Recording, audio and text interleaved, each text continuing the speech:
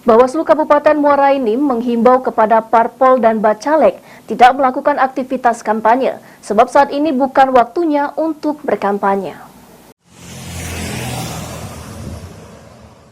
Menjelang masa kampanye pemilu legislatif tahun 2024, sudah banyak sekali alat peraga kampanye bakal calon legislatif yang bertebaran di wilayah Kabupaten Muara Enim sesuai dengan dapil mereka masing-masing. Bahkan, di sejumlah fasilitas umum ikut jadi lokasi APK milik bacalek daerah dan RI, bahkan bacalon gubernur ikut menebarkan APK mereka.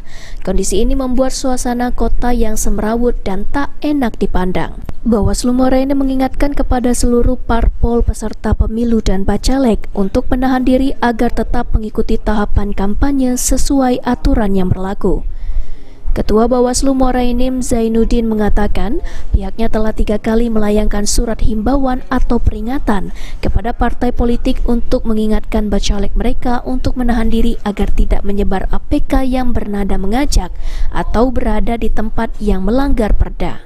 Bawaslu akan segera melakukan penertiban APK yang bernada mengajak dan menampilkan simbol mencoblos.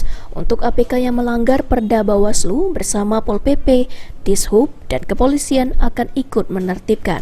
Itu yang sudah ada unsur mengajak, seperti ada tanda untuk memilih nomor urut sekian, ataupun ada yang banyak saat ini ada lambang untuk mencoblos yang dilambangkan dengan tanda lambang paku. Nah, itu yang menjadi titik penertiban kita. Kami minta kepada bacalek yang belum ditetapkan sebagai caleg untuk menahan diri. Artinya belum memasuki masa kampanye untuk jangan dulu berkampanye. Mardiansyah, PAL TV.